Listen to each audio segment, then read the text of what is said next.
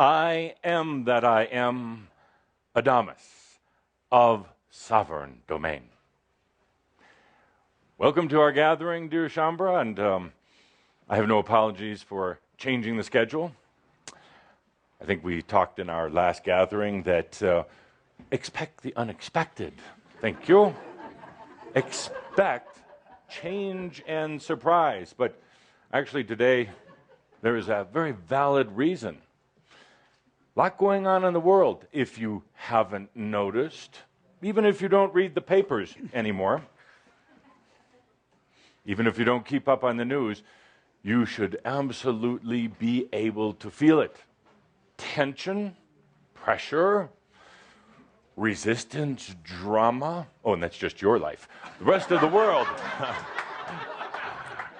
The rest of the world is going through extreme change. And speaking of that, I have an appointment quite soon. So I wanted to call this gathering early so that I could do both. Perhaps, depending on the way things work out, you'll read about it in the papers or the news if you do that, or you'll hear about it later. I have a very pressing appointment for big changes going on. So I called this gathering a little early. Oh, the slides can wait. Does anybody really want to see those? Yes. Yes, absolutely. Yes. Speaking of that, this world is changing so rapidly, and that's a good thing. That's a good thing. You've been asking for it for a long, long time. Lifetimes of saying, I choose change. Lifetimes of working to facilitate change in the world that is happening right now. Didn't you get the message, Laughing Bear? The email, that celestial email? We're starting early today. Hurry, use the toilet, get back in here.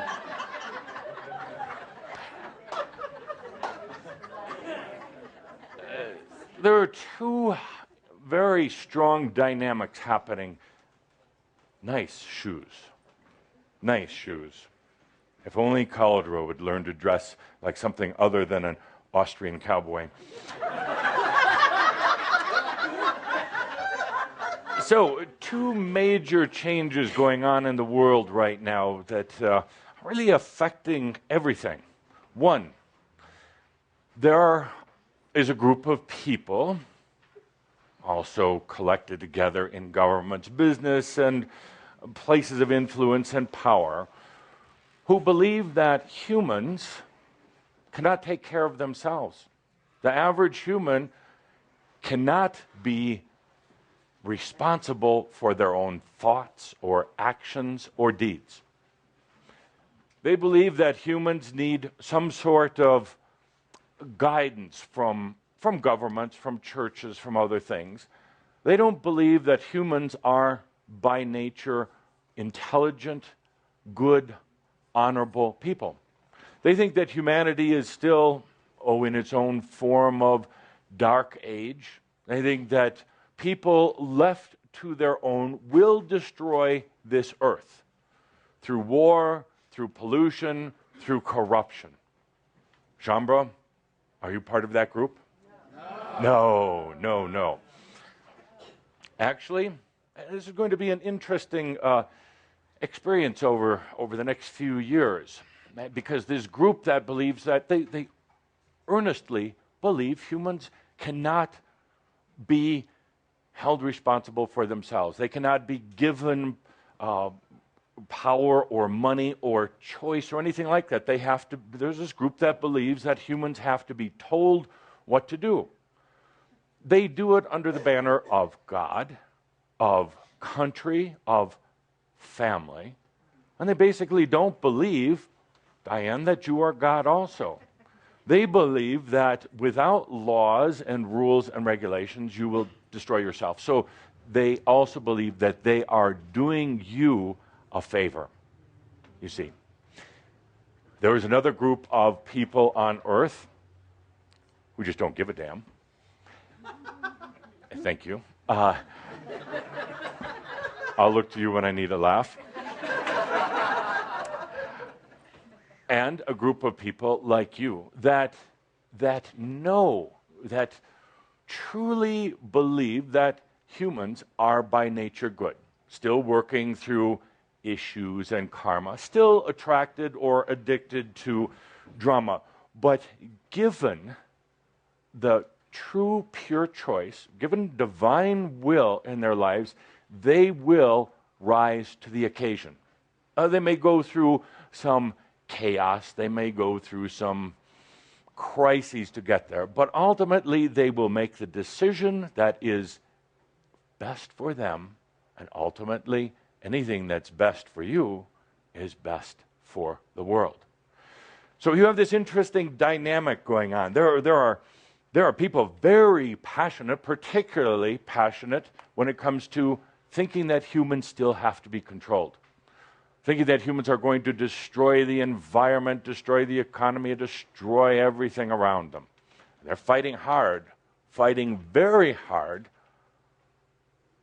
for control of your life, but they're doing it, they think, from a good place. You can see it in the dynamics. You can see it in politics and particularly religion. What religion today, truly, what religion today believes that you are God also? Believes that you can handle this tremendous amount of energy coming in, handle making choices in your life, handle yourself. And we know, Carrie, that you can. That you can. Let's take a deep breath with that. This is one of the forces of resistance. Thank you. Yes. I have infused that with my energy and my love. Yes. So, another dynamic, very, very similar at the same time. Another dynamic is a group of people on Earth who do not want change. If anything, they want to go back to old ways, and you know you can't. What do you want? What would you like? Perhaps it was coffee, but they do not want change. They are afraid of change. They think change perhaps holds something evil, holds something unknown. Change is ungodly. So they are holding out for things to stay the same or go back to what they call simpler times. And they weren't simpler. Just remember some of your past lives, how unsimple they were, how unconscious those lifetimes were.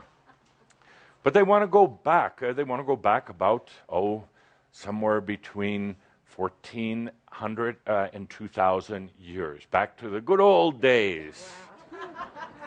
Yes, back to the desert. So, and they're doing everything that they can from a mass consciousness basis to resist change. There are others that know that change is inevitable. It's going to happen one way or the other. There's some who understand how beautiful it is to have change. Mind if I push some buttons?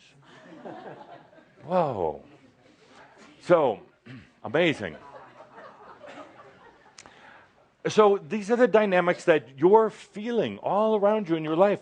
You're feeling that mass consciousness, part of it doesn't think that you can be responsible. Part of it doesn't want change. And this is causing some, amazing energy conflicts that I'm going to be working with later today. And perhaps, just perhaps, you would like to join me in our work later. Would you like to do that? Tell me more first.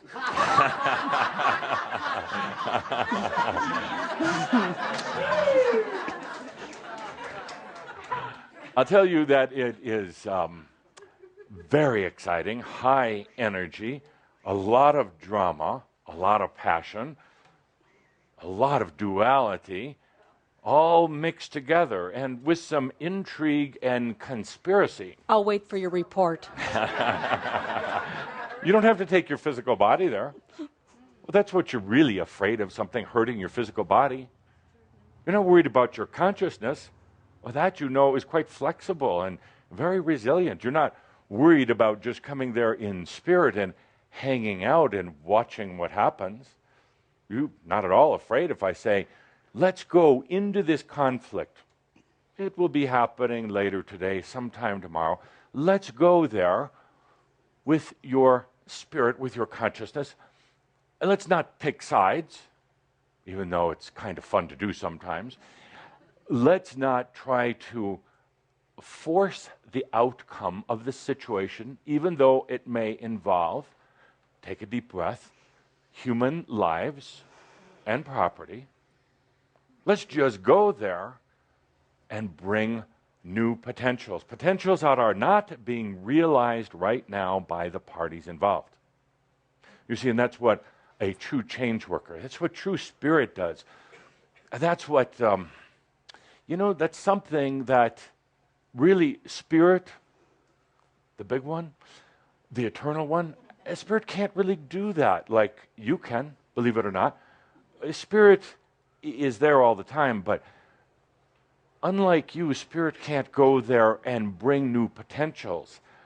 Really, somebody who is in conscious human form understands how to expand their energy, has the highest level of consciousness to bring in new potentials, even greater than angelic beings. Angelic beings are kind of fluffy, they're kind of non-solid, but a human who expands their energy into a situation like this can bring more potentials than anyone or anything else. So let's do that after you go through your slides today. After the meeting has adjourned. Oh, by the way, sorry you missed the call that we were starting early. Not you, Larry. The one's on. Let's go over here. Sorry you missed the call. We're starting early today. If you're sad that you're missing the slides, we'll do them afterwards. But right now, I'm delivering a message. Thank you. So let's go there later. Now, will it affect you? Or better said, how will it affect you when we go there? Well, you're probably going to feel the tension. You're probably going to feel the massive amount of energy ready to clash. It's not going to hurt your body, or it doesn't have to. You may get a little anxiety, but, you had that before you got here today. Other shoes going to drop. We're wondering over these past couple of days, what is going on? We'll talk about that in a minute. So, dear Shambhala, let's journey off together later on. Next, last month we talked about the big questions that you were facing prior to our gathering. Big questions being the big dilemmas that you were going through. Do I want to stay on this planet? Well, you don't want a painful physical death, but if you could just snap your fingers and be on the other side, would you do it? No pain, no pieces left behind. If you could just get back over to the other side like that, would you do it? No. You say no, but about 2/3 of Shambhala, given the assignment, the homework assignment, to really be with that question in the weeks that followed our gathering, 2/3 still don't know what they want to do. Still procrastinating and delaying. Still going through that god-awful mental scenario where, say, on one column I'll write why I should stay, on the other column why I should leave. And what's really happening is their energy is getting very bottled up, very, very stuck. And when I remind them, as I have done, about it's time to make a decision, they have every excuse in the book. Every excuse. And they even are creating some dramas in their life that don't need to be there so they can avoid answering the question. They're in that in-between zone, that it's not even a no-thing zone, because you can choose no thing, but they're just choosing blank. They're just choosing, it's not even nothing, they're just choosing, frustration, actually. The other part of the question that was posed prior to our gathering last time was, and if you're going to stay, what do you want to do? What are you going to do? Well, that's a difficult, frustrating question. I don't know. What does Spirit want me to do? Sit and think about what you want to do. That's what Spirit wants. Some of you got very mental about the question. You started going back into your previous experiences. What felt good, what didn't? The little catch here with that question was it's almost impossible to answer that question, because what is available to you right now in the field of your potentials is not even something the mind can understand. But yet you were feeling it. You were feeling there is something for me to do. There's something I don't have to do for humanity. There's something to do for myself. I don't even have to do it for my aspects. I can just do it for me. You were feeling it, but when you tried to really articulate it, try to put it into words, it eluded you. It went away. That's very, very natural. Go with the feelings. You don't have to define it. You don't have to be able to write it down on a piece of paper exactly what you want to do. Get into those feelings, something that is fulfilling, something that is fun, something that is liberating. Perhaps that's what you want to do. And I didn't ask the question, what job do you want? Maybe you don't want a job. You know, you can survive. You can survive without a job. You really can. Ask Andra. Ask Norma, Garrett. Ask so many of the others who aren't in the old world, old consciousness type of job. You can survive outside of that. Absolutely. That's what we call being a sovereign being. But some people think that means do nothing. If you choose to do nothing, that's fine. That's fine.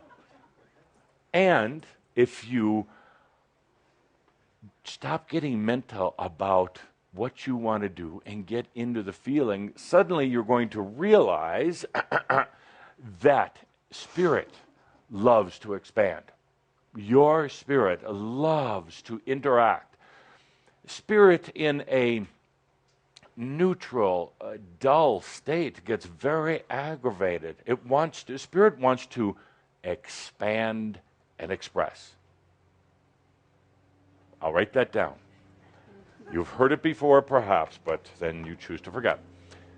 Spirit wants to expand. Always, always. You've seen the depiction. Spirit can't go back, really, and doesn't want to. Spirit doesn't want to just do nothing, because at the core of Spirit, at the core of you, is this absolute joy of life. Absolute joy of expanding, to find out what comes next. What can I create? Spirit doesn't like being stuck. So even if you try to do nothing, you try to just sit there in your lazy boy at home, that's that big ugly piece of furniture in American living rooms, you almost can't. You will drive yourself crazy first. You will drive yourself bonkers. And then you'll start getting into a lot of your own hyper-analysis, and you get into a lot of mental processing, and then you'll have a breakdown, but at least you're doing something. I do not say that with a little bit of humor, but really, that is something. That is the experience of driving yourself absolutely crazy. Spirit also wants to express. When you wake up in the morning and everything seems so perfect, you don't have a care in the world, it's a beautiful day out, the rest of your family is gone for the day, you have the house to yourself, you feel this overwhelming sense of joy. What do you want to do? Sing or walk or breathe. But you want to express that somehow. That's the way Spirit is. There's joy of expanding. This leads to the joy of expressing. So, my dear, it would be very difficult. Well, try it. It would be very difficult to just do nothing. When's the last time you did nothing? 2 seconds ago. No. No, because you're clicking away here, and from here, the heart, of course, you're absolutely loving me. So that is doing something. It's true. But So, my dear friends, where were we now? I got off track. So, experience and expand. So, a lot going on right now. I want to focus on something today, very, very important. It's, you could say we're taking our next step. It will also lead you into our group experience later tonight. I'm going to ask a question and ask Linda Visa to run with a microphone. my pleasure. Ready? Yes, sir. For this group here, I'm going to ask you, what is your level of trust with yourself on a scale of 1 to 10? 10 being the highest, absolute, unconditional trust, 1 being you better lock yourself in a closet. What is your, just feel into it. Take a deep breath. Feel into it. There are no wrong answers. There are no right answers either. Volunteers, Linda? Oh, volunteer here, right here. Volunteers. Level of trust with yourself. To stand up? Should I stand up? Do what you choose. Go ahead. I'll stand up. I knew you'd pick on me. Yeah, really, it depends on where I'm at with what section. Deep breath. Let's everybody breathe with me, please. Yeah. Level of trust with yourself. This last month, about 1.5. 1.5. Good. Thank you for the honesty. Yeah. Yeah. And over. How about right now? Right now, about an 8. That's good. 9. Good. Averages out to be about a 2.2. Yeah, something like that. Yeah. And that's good to recognize it. Thank you for the honesty. We're going to change that today. We're going to change that. You are going to change it. Next, level of trust with yourself right now. 5. 5. 5. If you would stand up. Yes? A 5. 5. A 5. So if I could get personal with you. Sure. Sure. I heard you say, oh. Sure. Oh, sure. What don't you trust about yourself? And then I'll give you the answer. When I feel I trust myself, I realize that it's not completely there. Yeah. What don't you trust about yourself? That I always do things right. Good. So if I could. Yes. Making the wrong choice. Trusting your body. Issue. And trusting your beliefs. Issue. And everybody else, you probably have these too. So, thank you. There is an absolute fear when you get to this point of evolution of making the wrong choice. My God, how many lifetimes? 1,000, 1,400, 1,800? You don't want to make the big mistake now by making the wrong choice. Send you back to about lifetime 1. Send you back to Lemuria, or if you're lucky, to Atlantis. So, not wanting to make the wrong choices. Excellent program for those who are interested in multidimensional expansion. Thank you. So, I did it. And trusting your body. You've had lifetimes, every one of you, lifetimes of conflict with the body. The body is what keeps you here. That's why you get mad at it. That was funny. In a way, you take out your resentment of all of the issues of life on earth on your body. If it wasn't for your damn body, you wouldn't have to worry. We're going to go take a little journey later today, and some of you right away get a little fear. What's going to happen? Well, when I said, you don't have to worry, nothing will happen to your body, you're like, okay, then I can do anything. So, issue with the body. Issue with beliefs. Every one of you here and those coming in late to our webcast, I'm Adamus, you came in late.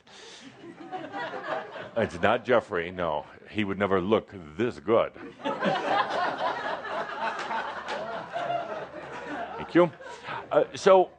Trust in your beliefs. You've been involved in God knows how many religious, spiritual type of organizations. You've been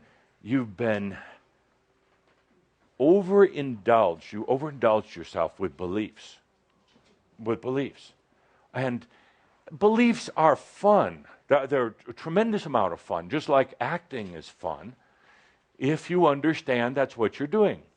But if you get that you're acting and you take yourself seriously and you think this is real, then it's no fun anymore. If you take your beliefs seriously, it's going to hurt. You're going to get stuck, and somehow you got to get out of those beliefs. Beliefs are not bad.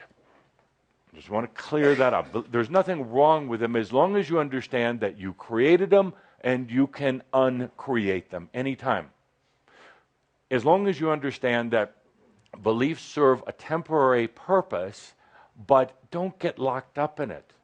How many of you you don't have to answer out loud, but how many of you believed in hell for a lot of lifetimes? You got stuck in that. You ran from half of your life or lifetimes because of the fear of hell. You didn't have what I would call a full, complete experience in those lifetimes because you were running from a belief system. Hell. Scared the hell out of you. Thank you. So, next. Trusting yourself, scale of 1 to 10. Where are you right now? 7 or 8 the last few days. 7 or 8. How about overall? Let's say the last 2 years. Oh, up and down, up and down. We average it out.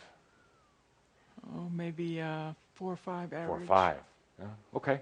But Good. sometimes way high and sometimes way low. Yes. But that's that roller coaster effect. That's part of the awakening effect. And what were the issues of trusting yourself?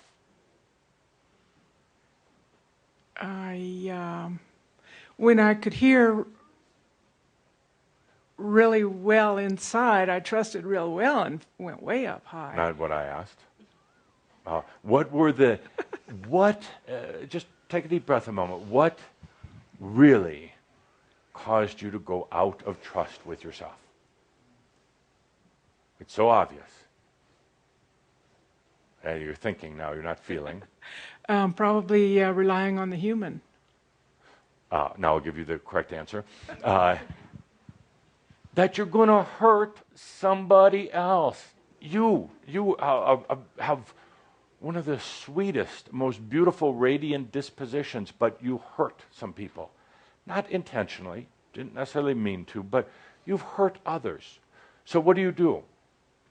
What do any of you do when you've hurt others, including killing, torturing, those type of things? When you've really hurt somebody, guilt, you shut down, you withdraw, you retreat, and you say, I will never, don't you hate that? Never. I will never be in the position again to hurt anyone. Because you had, and you still have, certain powers, magnificent talents that are going unexpressed right now because you associate that with hurting others. And I don't blame you for not wanting to hurt others. In a kind of a theoretical, philosophical way, you can't really hurt others. in another very new energy way, excuse me, Bonnie, in another very new energy way, even if you tried to right now to hurt others, you couldn't. You couldn't. Even if you tried, make a conscious choice, which is very unappealing, you cannot hurt someone else right now. Your consciousness, your connection with your own spirit will not allow that. Knowing that you cannot possibly hurt another, wouldn't they give you back a lot of trust? Couldn't we raise that up to about a 7? Sure. Absolutely. Yes. Absolutely. So many talents that you have. I know who you are. We've worked together. I know what you can do as a leader and as a creative person. But you withdrew. You can't hurt anybody right now. I know that maybe that challenges some people listening in. What do you mean I can't? I can walk right out the door right now, grab a knife, and go berserk in a shopping mall. No, you can't. No, you can't. Maybe others can, but you cannot.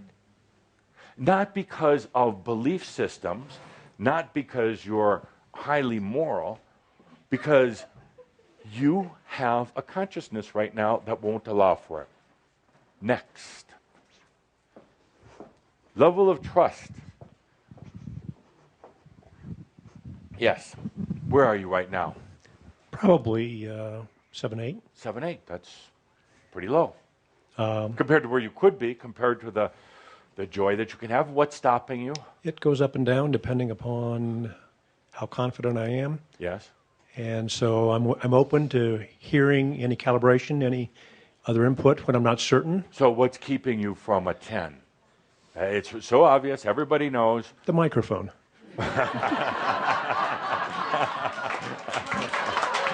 That's good. I want an anonymous pin. So you get it. You get it. Everybody who's had the microphone so far gets a pin. But let's pursue this. Yes. Yes. My compliments. So you're at a 7 to 8. What's between you and a 10? Because actually everybody should be at an absolute 10, and I'm not going to be happy until you're at a 10. I don't feel I have complete knowing at this instant. Say that again, but stand up. Stand up.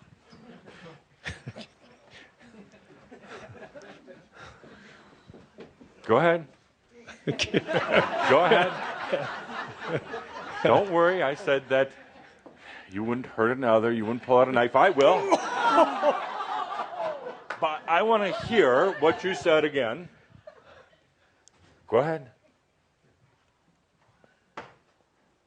You don't have complete knowledge, awareness and in the physical consciousness. There you go. You can give up the microphone. That is what's keeping you from a 10, a trust level of 10 with yourself.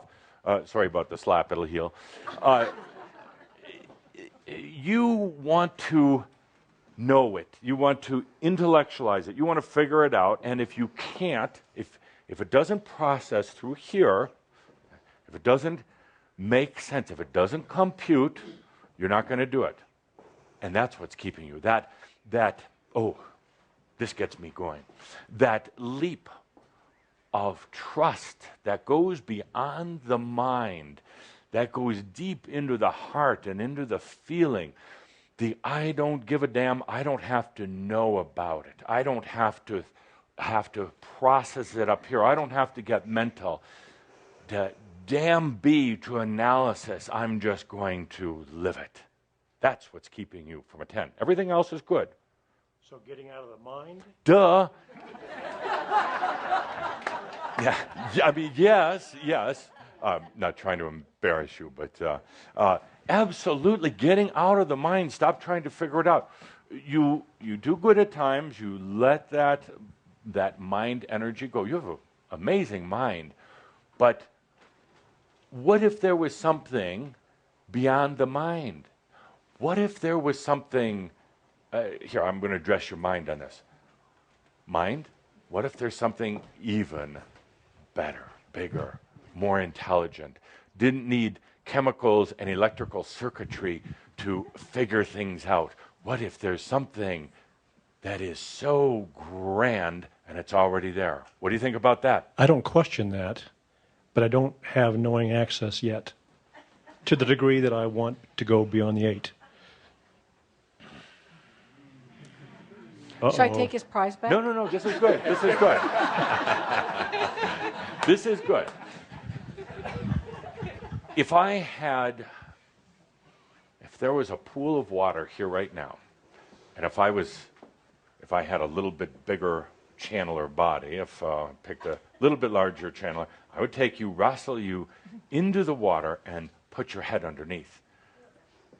And hold your head down underwater until you were at the point of death. I'm that kind of guy. Until you wanted a gasp of air so much you would give anything for it, anything, anything. And then I'd pull your head up from the water and revive you and say, now, if you want to know and to be yourself that much, to go beyond the mind, that much, that you had that much desire for it, then you would get there. In other words, you don't want it bad enough. I can feel that, though. Yeah. So, good. Thank you. Good dialogue. It's really quite simple. It's just taking that leap that you don't have to... let me say it a different way. None of this makes sense and ever will. You will never satisfy your human intellect. You'll never satisfy your mind about what's going on Earth, ever. You can never make sense out of it. So given that, stop trying. Stop trying. True living, you don't need to make sense out of it. It's in the moment. It's spontaneous. It's from intuition. It's from Nost. And your mind, sir, is screaming out saying, get me out of here. Relieve me of this burden of having to be so smart, having to figure everything out. Relieve me of my limitations so I, every part of you, can expand and grow, can stretch out. And the mind wants it. That's the thing. You don't have to battle the mind. It wants it. But you're so programmed, so hypnotized, all of you, into thinking that you've got to figure it out. And you won't. So let go. Have fun. Enjoy. Thank you. You bet. Absolutely. And I'll give you an extra Damas prize here. Now, don't touch the channeler. Don't touch. Now, this is a game. This is a game. I have a choice here between Caldra's $1 bill and a almost crisp $100 bill. Which do you choose?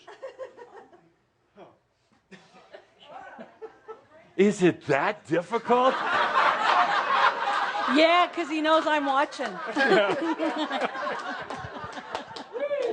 I'm not afraid. Yeah, the Franklin. It's yours. Thank you. Well done. Always check Caldra's pockets before we do a session. So, and this is good, actually. Actually, you made $100. Caldra just made about 1,000, and I am eternally wealthy anyway, so I don't need it. Anytime you want. Absolutely. And Shambra, it Now should give work. me the rest of what's in the pocket. Caldra's down to the niggles now. There's $2. So, by the way, Shambra, it's just a piece of paper. He just got a piece of paper, and everybody's excited. It's just a piece of paper. But there's a lot of energy to it. Now, actually, I'd like you to go beyond the mind and turn that into something grander. How do you do that? By holding the $100 out, hold it out, and staring at it, and trying to make it into a $1,000 bill. Not. You do it by we're going to go through an exercise later. You'll use that, please, for the exercise that we do later. You put it in your pocket and let it go. Yes. Good. Excellent. Good. A few more. Sure. Level of trust with yourself.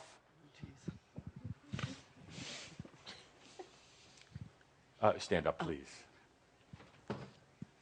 Makes it even tougher, doesn't it? Yes, it does. Oh. I'd say 8. 8. That's good. That's good. And what's keeping you from a $100 bill.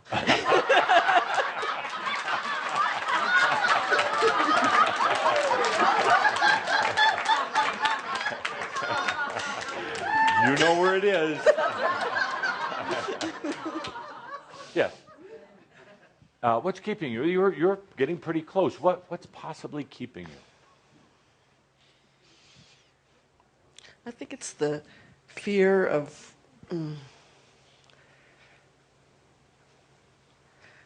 it's either fear of not getting there or fear of getting there. It's both. Yeah. It's both. Absolutely. Absolutely. And that's very wise. And if I had any more money, I'd let me see if I have any valuable. Don't think about it. So, but yes, it's an interesting predicament. You can be seated.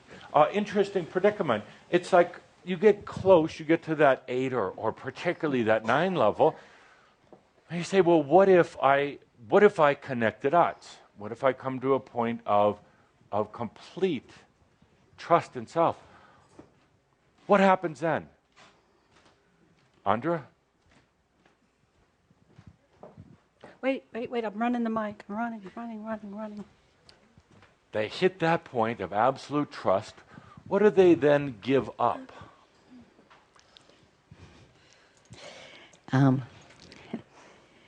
The fear that has been so familiar for so long. The familiarity. Yes. And with it, the game. Yes. The game. And what happens? Part of you says, well, if the old familiar isn't there anymore and the game goes away, I don't have anything to do. But you will. Yes. You will. It's a little bit of kind of a dream state thing, a game that's played with self. So you come to complete trust, you give up the game. And part of you says, but well, if I don't have games to play, why should I stay here? It's a new game, and it's not a game of duality. It's a new joy of being here on earth in the physical body, without pain, without aches, without all of the other issues. So good. One more. Okay, one more. And make it the right one. Don't make the wrong choice here. Well, I've got your jewelry, so we're all You safe. can't make the wrong choice. So, level of trust with self. For some reason, instantaneously, it bumped up a couple of notches. I'd say it shifts between a 7 and an 8. 7, 8. Okay. And what's in between? Oh, forgetting it's a journey and to have fun and to not be serious and thinking that, especially right now with this new potentials coming through for myself, feeling safe. Yeah. Now, could I give you my answer? Sure. OP. OP. Other people, not old people. Other people. See, you're doing all this work for other people. That's your passion. That's your life. And it's your justification for staying here, my good man. I'm doing this for others. Or other variations is I have children. Here's my favorite. I have parents who are sick, and therefore I can't take the time for myself because I'm taking care of them. Makyo, OPs, you're doing it for everybody else. You have to be here to guide all of these unfortunate people through their time of awakening. You have to be here to take care of your children because without you, obviously, they would crumble to pieces because, well, maybe they're not so divine. Obviously, you have to take care of others. So, OPs, a good, thank you. One last one. Oh, It is your choice. I think it would be nice to hear from young Mackenzie. Choice. But I don't have any glib remarks to make to anyone else. So, go ahead. Just sit down. Yeah, you have to stand up. All right. Welcome, Mackenzie. Thank you. Scale 1 to 10. Honestly, I have to say that question... No, I want you to lie to me. All right, I can do that too. No, let's go for honest. That question kind of confuses me. Really? You could say I'm a 10 or a 0 because I am me. Right. And if I don't trust in myself, how can I be me? True. So in my mind, trust is kind of irrelevant because there's no other way to be yourself.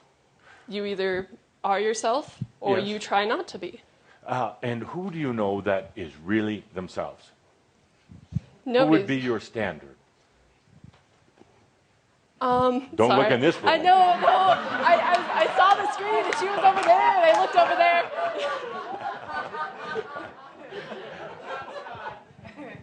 And philosophically, I agree. Practically, I have a bit of a difficult time. You're absolutely right. But who do you know that is really the I? Who is the example of the I am, or being the true me?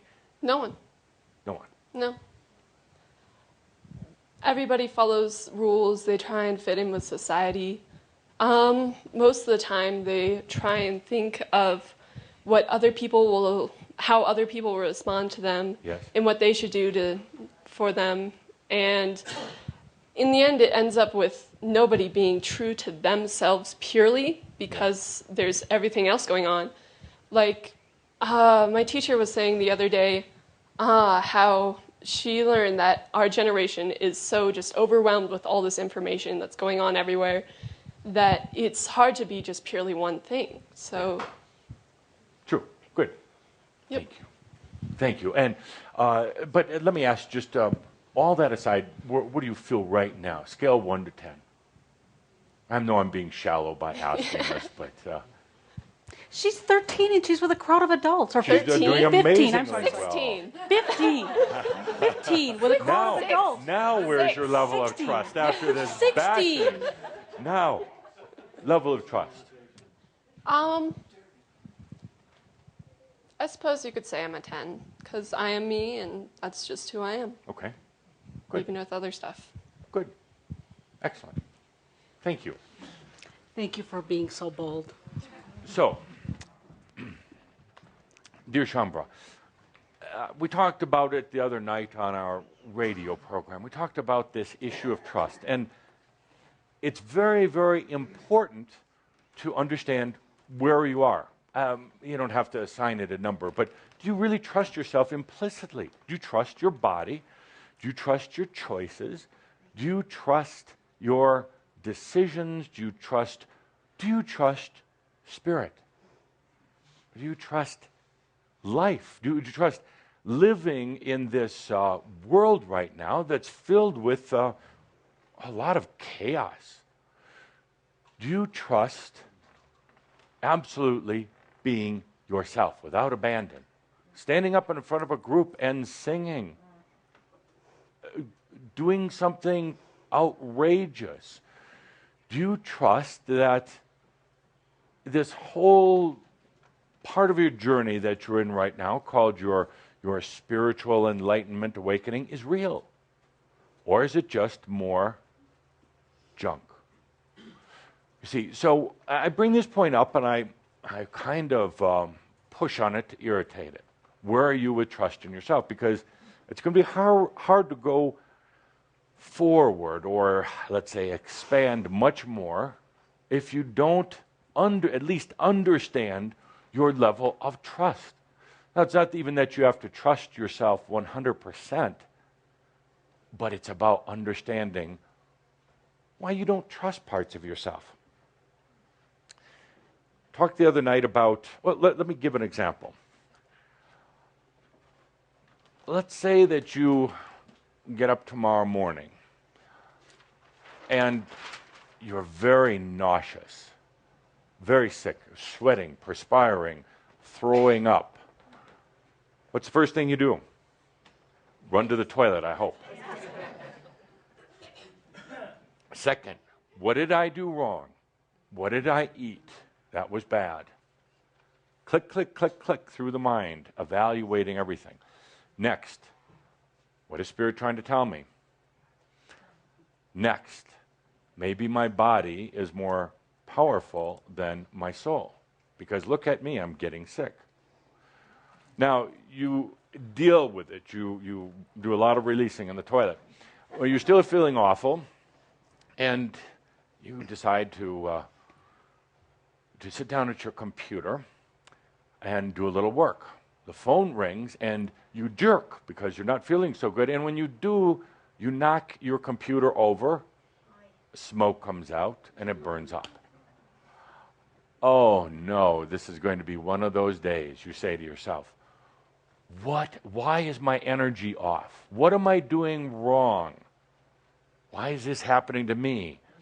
Am I being attacked by spooks, alien beings? Maybe there's an evil energy lurking somewhere in my house. I know I should have called somebody to do feng shui to get out the evil energy, and now they're taking over. So you deal with it, you put out the fire, you realize that you are without computer. So you decide to hop in the car, and you know what's going to happen next. To go down to the computer store. And while you're driving down the street, thinking about your so far miserable day, car accident. Nobody gets hurt, but your car is now smoking. Looks kind of like your computer with wheels. It's totaled. It's totaled. And you say, what am I doing wrong? Now, given all of this, oh, by the way, while you're standing there waiting for the police to show up, you realize you don't have your driver's license or your automobile registration. You left them at home, and you've now pulled out your wallet, and you're looking through that, and somebody walks along and steals it and runs down the street. Now, should have stayed in bed? No. Wrong answer. Question: can you be in such a place of trust to know this is absolutely perfect? And can you actually laugh out loud? I know I created this. God didn't create it. Adamus, no, he didn't create it. The evil spirits didn't create it. I created it. Can you be at that level of trust and say, damn, this is fun? Or at least I know it's going to evolve from this point forward. That's trust. That's trust. A few other scenarios while the police are coming. Oh, I won't go there. So that's trust. Every day we, Crimson Council, we get thousands of complaints from Shambhala around the world. Why is this happening? Well, the answer that we give is because you created it. Why are these things happening in my life? Oh, it must be because I need to go out and take a crystal class, and I need to, take vitamins, and you get all wrapped up. What if you had such a level of trust, you know implicitly that it is perfection? What if all of these things that have happened to you today, and when you call for a taxi now to take you home, you meet somebody, perhaps a taxi driver, perhaps somebody else. Meet somebody that brings such gifts into your life. Maybe money, maybe love, friendship, teachings, whatever. Maybe all of these things that happened were part of the setup of you and what you would call your soul self, which your soul self really doesn't care about all the human incidentals. It wants to be with you. And you've called out for it. And when you did, that brought about a dynamic that's unstoppable, and it's going to happen. And thank God that there's wisdom in your soul that's going to now.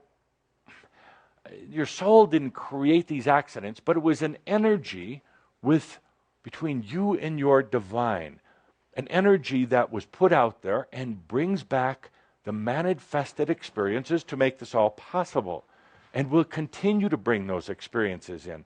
The soul doesn't really care if your car was smacked, because there are other cars. It doesn't care about your computer because it was time to give it up anyway. It was time to get a new one because there's things you weren't doing that you could do with a new computer.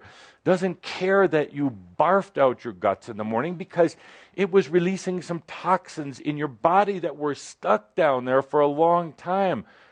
It doesn't care about any of those things because you have a deeper understanding and a deeper wisdom. Now, what gets in the way? That humanoid aspect. That human aspect that doesn't like change, that doesn't want to move forward. That human aspect that doesn't believe its own self. It really doesn't. It doesn't believe itself. Because the human aspect is not real. It's manufactured. It's an act. And it really doesn't believe itself because it knows it's an act, but unfortunately, you don't know it's an act yet. All these things happening. You break a leg, you lose your job, whatever. What if you had absolute trust?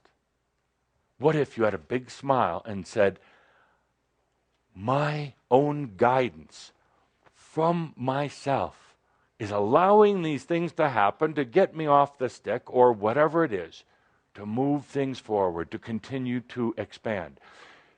And the question is, can you have that level of trust? That's a big one. Can you have that level of trust when a wave of anxiety comes over you, as it has done lately, and say, everything is in perfect order in my life, in your life. If you miss an airplane, if you slip on the ice and fall and mess up your back, can you have that level of trust? Can you? Now, an interesting thing happens. I'll give you the end of the story. When you choose that, then you don't need to have all those things happen because you've already gotten unstuck. So part of you is fearing, oh my God, if I go into trust, I'm gonna lose my job and my partner's gonna walk out on me and my dog's gonna die and oh my God, look at all the things. It's only because you're not at a 10, because you're a 2 or an 8 or a 7. The numbers don't matter. If there's any degree of untrust, whether you're at a 1 or a 9.9, it's all the same. It is all the same. So it doesn't matter if somebody said, I'm at a 2, it's the same as a 9.999. You're not trusting. You're not trusting.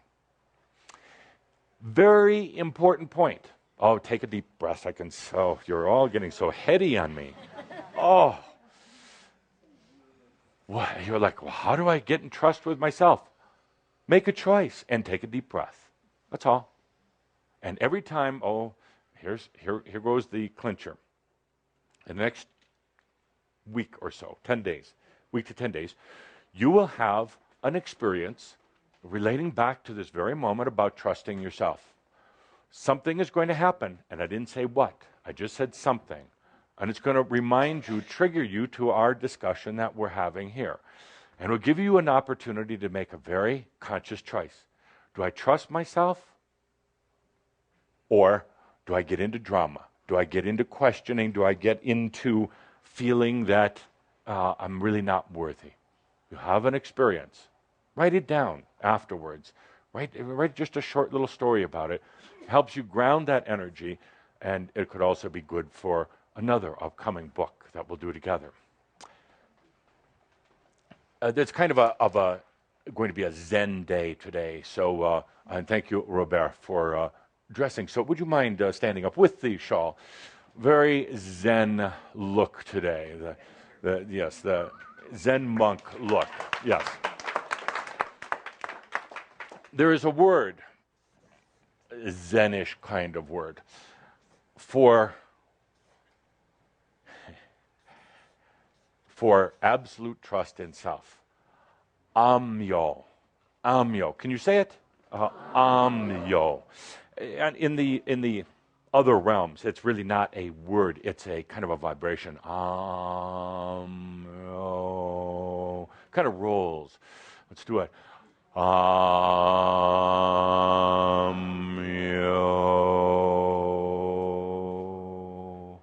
Absolute trust.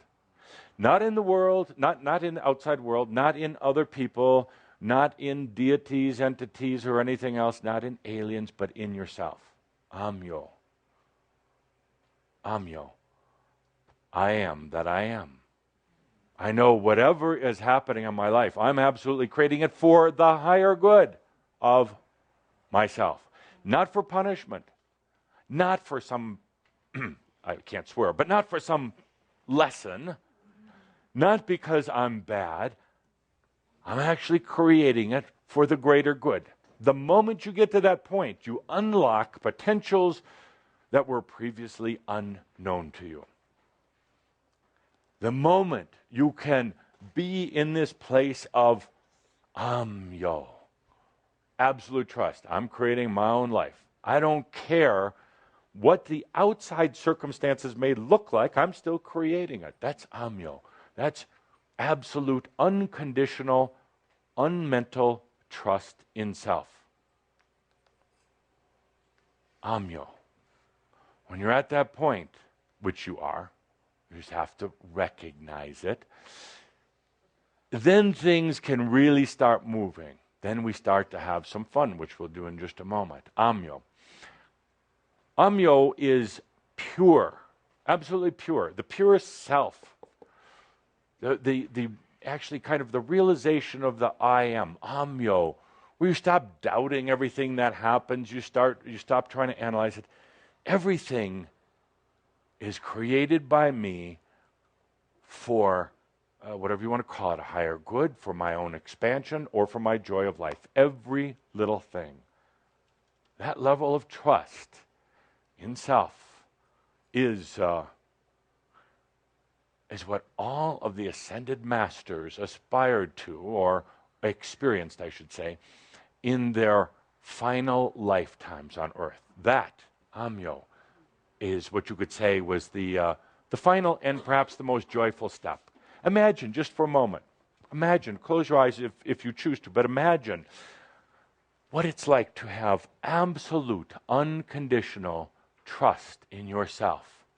AHMYO. That includes trusting your body. Yes, even if it gets sick or if it has pain, can you trust it? AHMYO. No matter what happens, you created it for the love of self. What happens is when you truly begin to have the conscious understanding of AHMYO, you quit worrying about the little stuff. You quit worrying about what's going to happen next.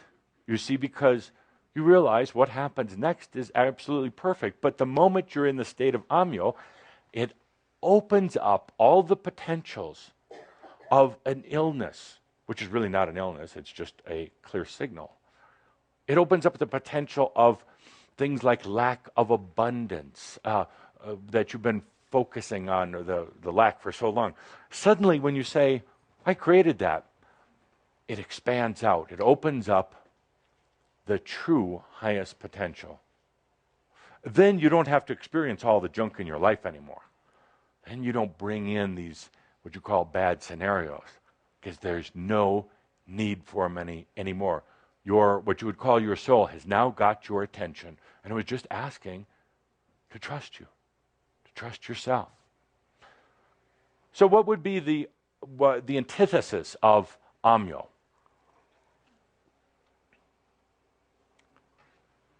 Makyo. Absolutely.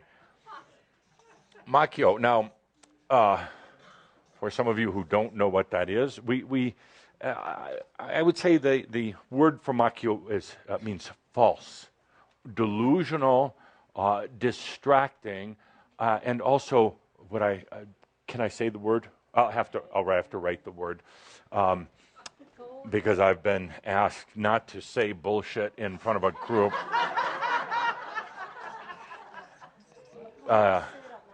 There we go. The Spanish version, bullshit. Yes. No hable inglés. So, the opposite of AHMYO, which is purity, trust, no inhibition anymore, and truth, you could say in a way. Opposite is AHMYO. Now, AHMYO comes in, I generally associate the word with spiritual distraction or spiritual BS. And it happens. It happens to everyone I've ever known who's on the spiritual path, including Buddha, a lot of AHMYO there, including some of the great spiritual leaders of the times, including every ascended master that I've ever known. They get to this point of AHMYO and the journey. It happens kind of near the end of self-realization, and they start polluting themselves with a lot of crap, spiritual bullshit, rhetorical, dogmatic, organizational, and structural stuff. And that's why I irritate people sometimes, but I say, get off of the astrology. Now, I love astrology, but not when it's an addiction. I love crystals when they're adorning my hands and my body. Welcome to my club. As in jewelry. I love tarot when it's done right, when it's empowering. But all of these things, including sacred ground here, including Shambhala, can be AHMYO. Mm-hmm.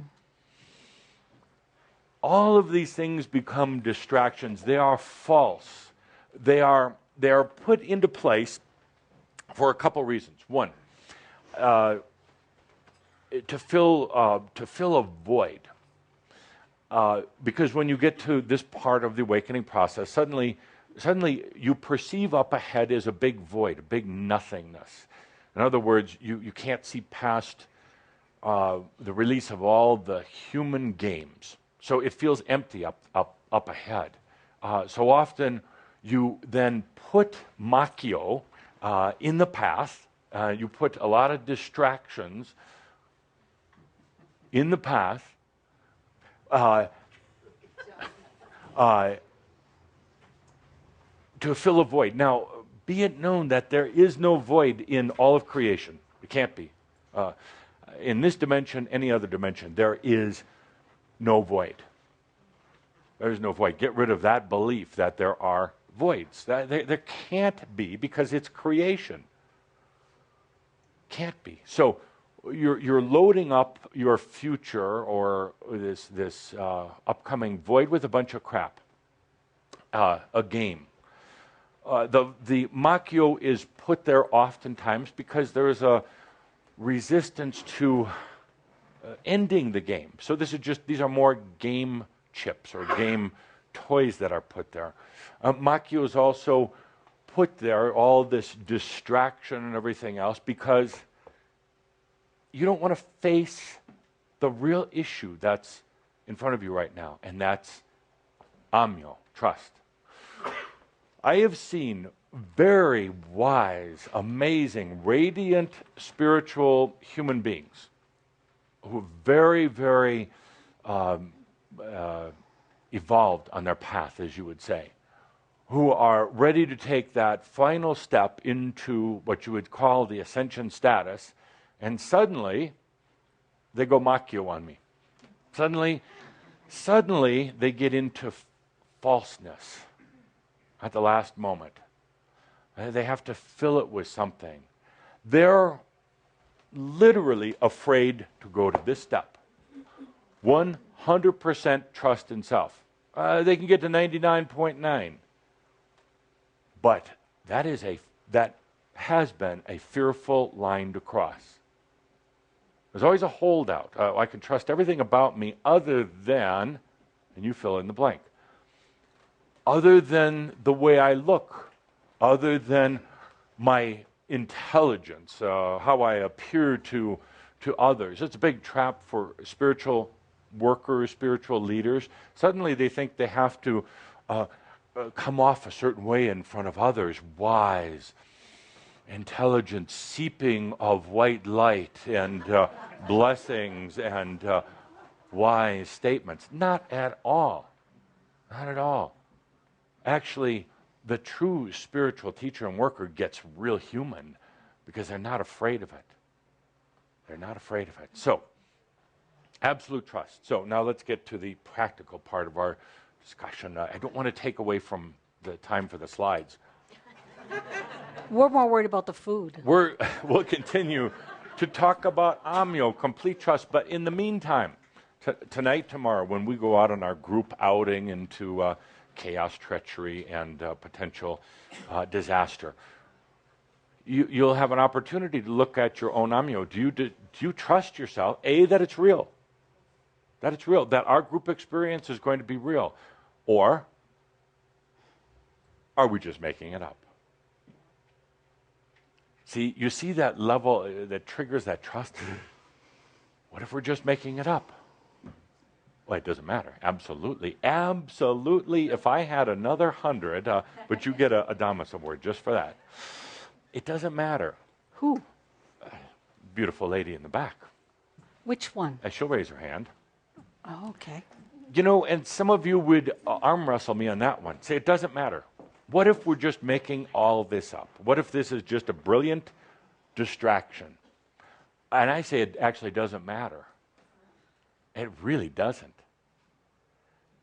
Exactly. So let's take a deep breath with that. So you'll have an opportunity to experience AHMYO, AHMYO. Both of them tonight and in the next 10 days. And this is not any sort of punishment or lesson. This is an experience that you're giving yourself so you could really start to feel rather than to think about it, where you can actually get into the heart of it. Yeah. No, I don't want your nuts. I just want your phone. Okay, thank you. Where you can actually get into the real feeling of it. So busted. So busted. So it's ringing. Hello. Tobias? Is that you? Oh, Katumi. I'll talk to you later. No. I know it's important, but right now I've got a group. We're talking. We'll all be there later on. Okay, thanks. Namaste.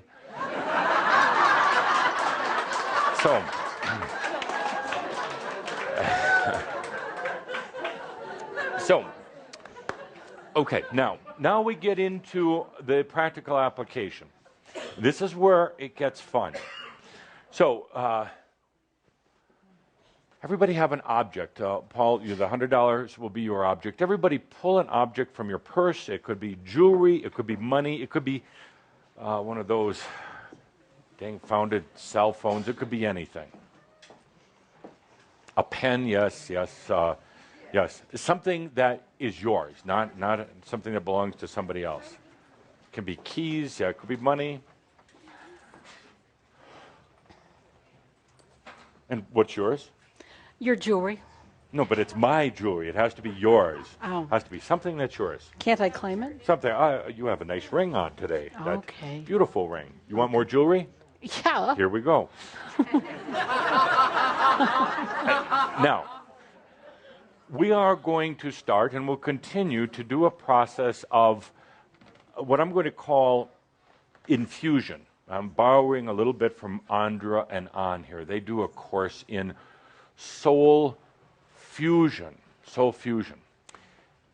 What's happening right now is that, and I get frustrated with the lack, words cannot always define it, but your soul and your humanness and your aspects are all integrating together. They are fusing. They've never actually really been separate. It's an illusion. But you've created a very strong illusion of separateness from the God within. It's already there, not out there somewhere. you've created a very strong belief and a strong illusion of aspects, fragmented parts of yourself, sometimes coming back on a regular basis for integration, but often very fragmented. So this is a big illusion. And what's happening right now is that, bear with me a moment. What's happening right now is it's fusing back together.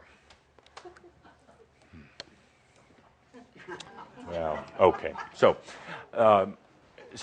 before you get to them, I had to have some. There's never any left. Now, as the soul and self fuse back together, as everything comes back into its natural oneness, now is the time also for you to begin to take that tremendous, beautiful energy of your God self and start infusing it into objects in your life. Infusing it. A couple of reminders here. Do not do it with other people. Do it only in objects that you own, that are yours. That are yours. Don't use borrowed objects. Don't use your kids. Preferably don't use your dogs for this. Do this with objects. We're going to start infusing energy. We're going to start putting it into items such as money, cell phones, your car, your computer, anything that's yours. There is an unnatural barrier between you and the reality all around you. You found this way, this really clever way of separating yourself from everything else and yourself at the same time. You separate yourself from this planet like it's the planet and you're over here, and we have Mother Earth here, Gaia today, if you would mind standing up. And yes, yeah, thank you. Thank you. So, and because of this somewhat of a, you could say like an anger or a resistance to being fully embodied on Earth, you've even separated yourself from your items in your life. And there's this belief that material things are going to keep you trapped here. They're not. Actually, they're going to help release you. So we're going to start infusing. You're going to start infusing your energy into things in your life, and you do it very simply. What? I'm looking for an object for Cauldre. I'll take your ring. For demonstration purposes only. It's very easy. Now, understand, you are a radiant being, whether you know it or not. You're always giving off energy. Some have electrical or magnetic characteristics to them.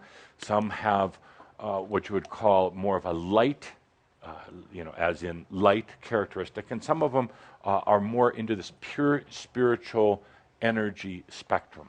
You're constantly radiating, but you're doing it kind of unconsciously without a lot of focus.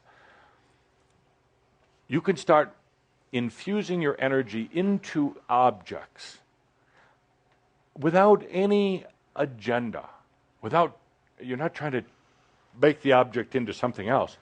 You're literally sharing yourself. And when you do, when you infuse yourself into this ring, you give up nothing from within you. You're not taking a part of your core energy and putting it out somewhere else, because now in the new energy, there's never a loss. There's always gain. You see, new energy works different. It's never taken away. The core value of energy always remains the same or greater. So don't worry about giving up part of yourself. We're going to begin infusion here, or what some of you would call melding, a meld, and blending. The French word for blending, mélange? Mélange. Doesn't that sound better than infuse? So let's say, you can call it whatever you want. Let's say it together, mélange. Let's say it with, would you mind, microphone, please? No problem. We really have to hear the nuances in this the beauty of the French language. Mélange. Mélange. Mélange.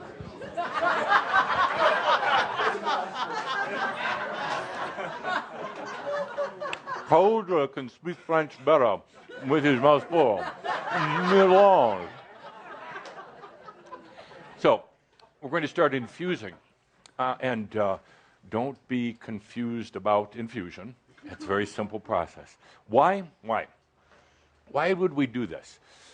Because this ring, or whatever item you're holding, holds so much more potential than the obvious that you see here. Obvious, a few little stones. I truly wish Caldera would buy her bigger stones. And some gold. By the way, gold, and we're going to see this as we're going to start getting into gems and jewels. Oh, baby. The gold is beautiful because gold is probably the best human substance for balancing energies during alchemy. The alchemists weren't trying to change things into gold. They were using real gold or the energetic dynamics of gold to balance a process. Anytime you alchemize, anytime you transmute, anytime you unlock energy that's within something, there is a huge energy exchange and transmutation that can actually be overpowering. The alchemists worked with gold because it has a way of balancing that process so it doesn't overwhelm you. Just a little bit of gold goes a long way in really balancing alchemy. So why are we going to infuse? Well, because this ring is so much more than a ring. This ring has potentials that you haven't even begun to realize. That $100 bill that you now own, it's yours, no longer Caldera's, that has potentials in it. Piece of paper, but it has tremendous potentials. Through infusion, in other words, being so trusting of self that you can put part of yourself in it without worry that some other human is going to do something dastardly to you or some evil spirit is going to possess you. They don't want to possess you. Trust me. Not at where you are in your evolution. You're too clear for them. They're going after other humans. So, and I'll talk about that later. But so how do you infuse?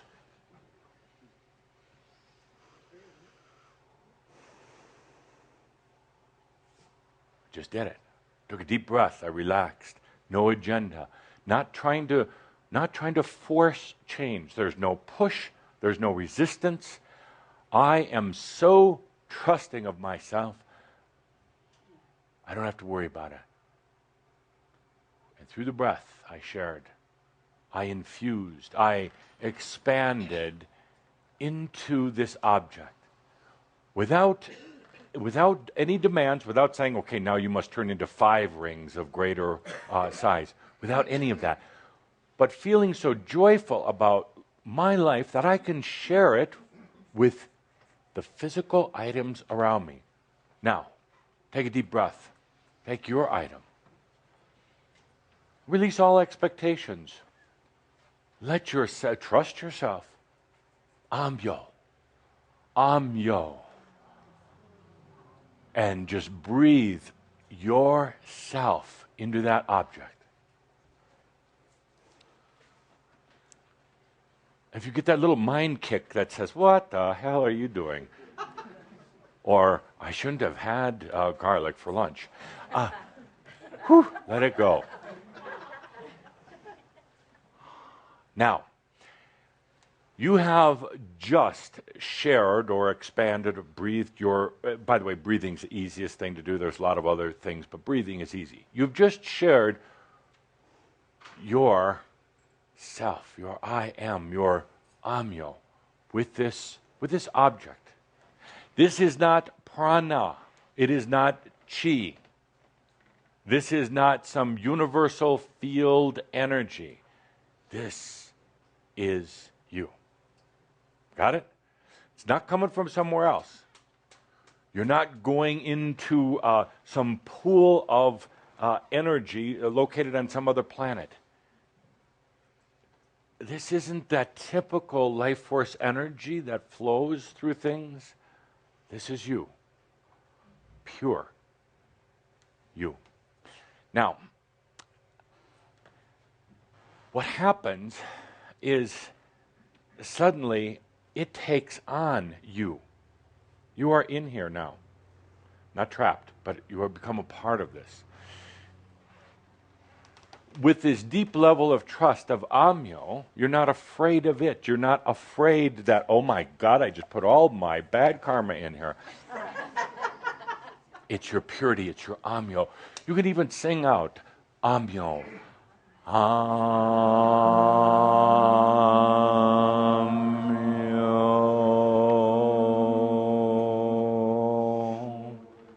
My purity, my love going into this. Thank you. Watch, observe how it unlocks potentials. Now, let me ask, what happens if suddenly, I could have this back. Sure. What happens, now you breathe into this beautiful ring, and suddenly you lose it. Don't even think about it. I'll put it here with other captured devices today. So suddenly you lose it. Oh no, I did it wrong, and this is backfiring at some sort of witchcraft. No, it was absolutely meant to be. Go back to AHMYO. There's something going on here.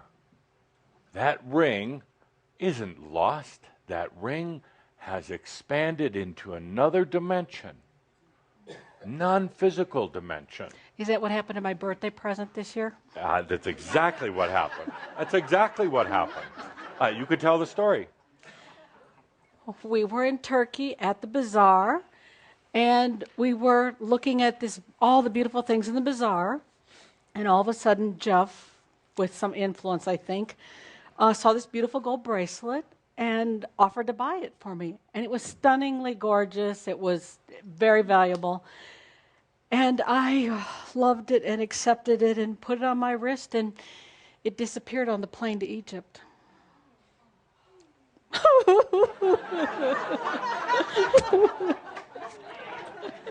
Or did it? Or did it? Or did something else happen? Did it just slip off into another dimension, or did it slip onto the wrist of a local Turk or Egyptian? Doesn't matter. Doesn't matter, because there was a lot of beautiful energy in that, not just the gold and not just the beauty of the item, but Kaudra's loving energy and Linda's birthday. Now, AHMYO says, I did something wrong. I'm not careful. I should take better care of my things. Or here's another example of AHMYO, used by Linda herself. Oh. I'm not worthy of love. That was naked, thank you. Very naked. I don't deserve it. I'm not a good enough wife. I can't accept this beautiful gift. Only I get to hit. So that's AHMYO. That's a bunch of crap. AHMYO is that gift will keep giving. That gift has gone out and expanded. It doesn't need to be on my wrist, although it might be nice. That gift is out there bringing back many other gifts. It all depends on your consciousness. On your consciousness. If you're in AHMYO, you're right. You lost that frickin' thing. And it's never coming back. If you're in AHMYO, you've unlocked the potentials that were within it, and there were many. Can you be that trusting? Wow, is right. Wow. That's life in this new energy, and that's what we're doing. So, back to, that was from Caldra.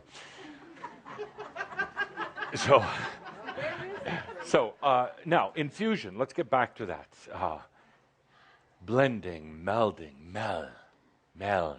So now, I'm going to ask you to do this with items, and you can do it anytime, anywhere. Even if others are around, if I could have your, well, I'll use this now. Uh-oh. Even if others are around and you want to do a little infusing, they don't even have to notice. Or you could just pretend you're talking.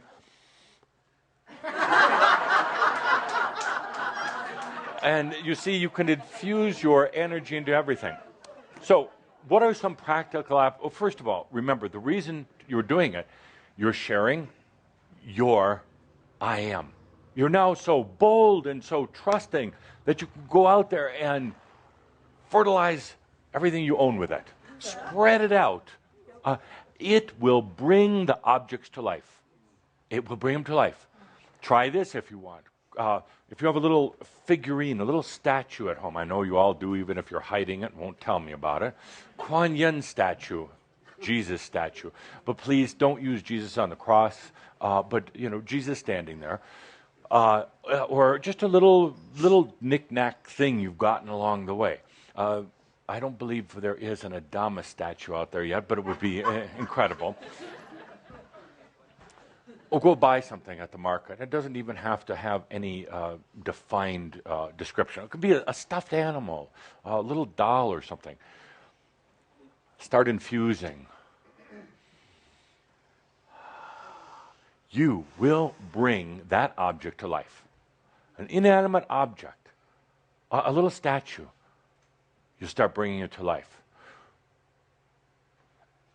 It will start holding, carrying, and expressing your energy. It's a natural extension of you. Suddenly, that object is going to be sitting along your bedstand or whatever, and after a few months of gentle infusion, it's a key word, gentle, suddenly you're going to look over, and it's going to be singing and dancing. Does that mean others have to see it sing and dance? No. Will they? Possibly. Possibly. Or they just may notice strange stuff happening in the room. But it'll start singing and dancing or talking, and it's you. Don't ever forget that. It's you. It's you. It's the love and the joy of you in these other objects. And at the same time that it's doing that, it's going to open up potentials. It's not about worshiping these things. It's about being so trusting of yourself now you can open up and share. AHMYO with everything. Let's think of some practical application in our last 9 minutes that we have remaining. So, Linda, with the microphone, please. My pleasure. And please, a reminder, only your objects right now. And I know some of you are going to go out and try breathing on your spouse. Don't do it. It's a lack of compassion. Only your objects or possessions or whatever you want to call them. I'd really recommend no pets at this point. We'll get into that at some time. Yes, you quote unquote own them, but no, you really don't. They're going to love to respond to this. Yes, one of you just got it. They already are responding to it. They already are. That pet is you, but you're not doing it consciously. Hold off on that for just a bit. Things like the trees, just walk outside the trees. Stay away from that right now. Objects that you own, that are yours, jewelry. Let's think of some other ones. Practical applications. You are going to bring to life and open up the potentials of the material objects in your life. My pen. Your pen. Pen is a good one. And why a pen? To create the flow to the pen for me to express. And I'm going to say only your objects, no pets, no people. Just keep this simple, particularly this next month or two. So, okay, a pen. Now, you breathe on a pen. You do the AHMYO. You open up. You infuse. Remember this word, infuse. Your energy, not prana, not any of those other, your energy, your soul self. So, your pen, okay? Car, excellent one. Give a prize. Yes. Who was that? Who was it? Car. Carol. Now, you're doing it, you know this, you're doing it anyway, but you're not doing it consciously. That car becomes you days after you take it over. And your stuff accumulates in the car. You're having problems with the car? Take a deep breath. The car can actually move into another potential of itself and serve you in a much grander way, which it wants to do, but hasn't been able to. You use the AHMYO, the breathing into the car while you're driving along. And now you're making a conscious choice to infuse yourself in the car. It opens up new potentials. It will serve you. It will get you around safer and more reliably and with less gas than ever before. Absolutely. Next, obvious one. Let's do the microphone here. My credit card. Your credit card. Love it. Love it. Now, remember, without agenda, you're not saying, oh, pay off all that balance. Because suddenly you've got some type of polarity involved or duality. And if you don't want to get into that, you're just breathing yourself into that. That credit card becomes alive. It opens up new potentials. You're in trust with yourself, so you're not afraid of the potentials. You can manage them. You can handle them. And you breathe into it. Excellent, excellent. Did you get an anonymous award? I already took care of it. I think you should get 2. See, that credit card's working already. So we'll wait for the microphone. So next. Right here. Your business license. Business license. That's a good one. What kind of business? What kind of business? I have a gardening coach business. Gardening coach. Good. Excellent. You breathe into that without agenda, but you're breathing your soul into it. And, you know, for so many of you, your soul is not in your life right now, and it wants to be. Your humanness is in your life, and it's not sure it wants to be. But you can laugh now. So you're breathing the divine into your life. You see how this works? So simple. The divine has been separated. It's been out there or over there somewhere. Now you're breathing your soul into your life. Yes. Yes. I'm excited. What else? What else? How about your eyeglasses? Eyeglasses. Oh, sure. Sure. Eyeglasses, but no agenda. No agenda that your eyes are going to get better. Absolute trust. You're just breathing because it's something that's on your face and something that is there for you. You're not saying, clarity, better eyes. You're just breathing your soul into it. Rather than having a separation between you and your material world, we're fusing them together now, right, Andra? Absolutely. So eyeglasses. What else? What's a really important one? Just a minute, over here. Microphone only. House key. House key. House key. What about the whole damn house? Well, just stand out there. Yes. I don't think as big House? as you do. Or key. But yes, the key represents your house, so you could do it just with your key. Absolutely, your house. Your house contains more of your energy than just about anything else. Really. Because that's, well, you spend so much time there, that's your retreat. So you breathe into your house. Your soul now comes into your house, into your physical house. Your soul has been off in some other house, and now it can come into your home. See how this works? You're fusing, infusing yourself into your life, and it unlocks potentials that were previously unknown. Next. Hi, Laura and Marty. I know you guys are home right now. Yeah. Our food.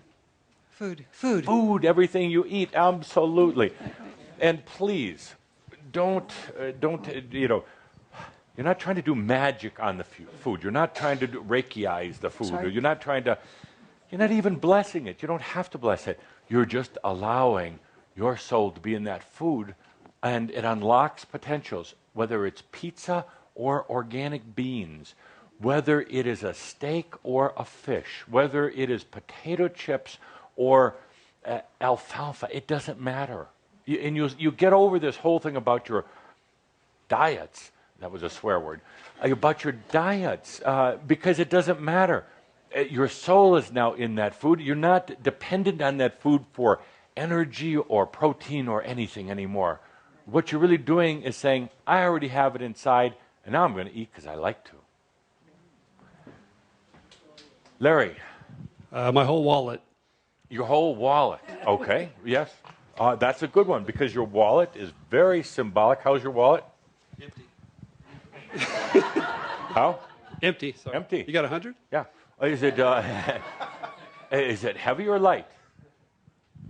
Heavy. Don't look at yourself. I'm looking at you. Make sure I got you a camera. In your wallet. You're absolutely right. Now, but I challenge you, I challenge you to do it in trust. To do it not from your state of AHMYO, not from a state of need or what you feel is emptiness, but a state of AHMYO, total trust. Can you, my dear friend, don't look at that camera. She's talking to me. Don't, tell him not to look at that camera. Stop it. Can you, once and for all, breathe your soul into your life and receive abundance and not worry about it distracting you on your spiritual journey? Yes. Thank you. Good. Okay, next. What else would you breathe yourself into? Musical instruments. Absolutely, that's a good one. Musical instruments. Even if, and especially if you don't play one. Go buy one. Breathe into it. Watch it come to life. Really. Okay, a few more, and I do have an appointment. Kathumi will be upset if I'm late. My bed. Your bed. That's a good one. That's a really good one. What happens in your bed? No, I don't want to. It's okay to ask. Yes. My altar. Yeah. Your bed.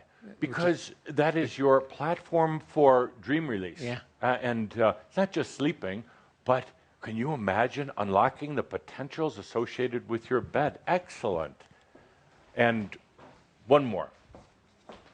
And perhaps, Gene, you'll start a forum online or a message board thing where, hello, Linda, where Shambra can write down some of the things that they're going to breathe their soul into and let it come to life, and then correct them when they are going to breathe onto other people. Yes? My body. Your body, excellent, excellent. Your body. Your body. Absolutely. You've had this illusion that you're trapped in this body and that it betrays you. Or if it doesn't, it's going to. You have this belief in death by disease, death by old age, death by wearing out. So you've got all that going on in your body. What if you breathed yourself into your body? Some of you think that your body is the house of your soul. You haven't let your soul in there because you don't really like that body or your health or whatever issues affiliated or associated with biology. Breathe into your body. Absolutely. Excellent one. I hope everybody's getting a Adamus Yes, award. Okay. sir, yes. All right, so it is time to wrap this up. We'll continue next month. In the meantime, please find a few objects. You don't have to overdo it, but find some objects that really have some significance to you. The things that you saw on the board here, and it can be just a piece of jewelry. It can be a stone that you found a long time ago, and you brought it home, and it's sitting on your. I hope you don't have an altar. Do you, Laughing Bear? Take it down. Take it down. Today, no later than tomorrow. No altars. The only thing on an altar should be your ass.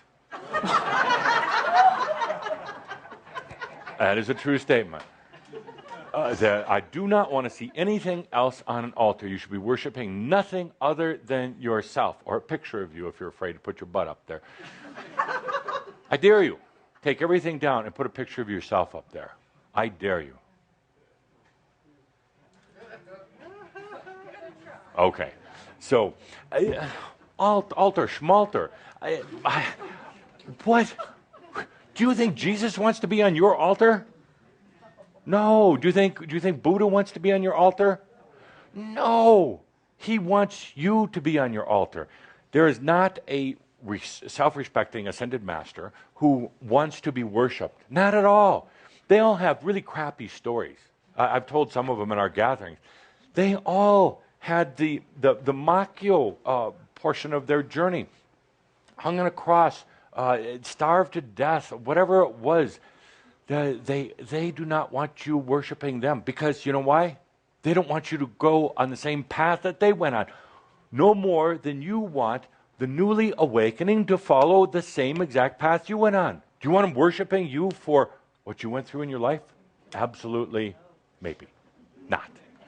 No, and not that it was wrong, but you're paving the way. There's a more Kasumi, I'll be done in a minute. There's a more efficient way to do this, a more graceful way. And that's what AHMYO is. It's absolute grace in action.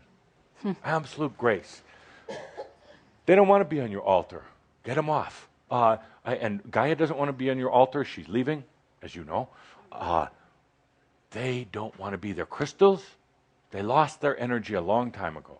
You don't need to worship crystals or nothing else. Your picture on that altar. So let's take a deep breath. We've gone through a lot today. Another wonderful gathering. Let's very quickly review. Trust, AHMYO. It's important. If you're going to be doing this infusion, we want to be doing it from a place of trust. You want to so trust yourself without reservation or without hesitation. I am that I am. What more is there? Then you can do the infusion. We're going to get into, this will be about 3 or 4 series that we're going to be talking about infusion and what difference it makes in your own life. A huge difference it makes with doing this with the angelic beings who are coming here for the first time. It's going to make a huge difference in what we do together. It's going to make a difference in the potential of the world. It will make a difference later today, tomorrow, whenever we have our event together. Huge difference. So let's take a deep breath about trust, about AHMYO. Take a deep breath and understand when you consciously share your soul and share yourself and breathe it into the objects in your life. You're no longer creating a separation between you and your material world. You're no longer creating separation between you and your spirit in this world. When you breathe life into those objects, they truly come to life and they serve you in a whole new way. So, dear Shambhala, let's take a deep breath and we'll see you later tonight. In the meantime, I have to remind everyone, that all is well in all of creation, and therefore we are all that we are. Guten Abend.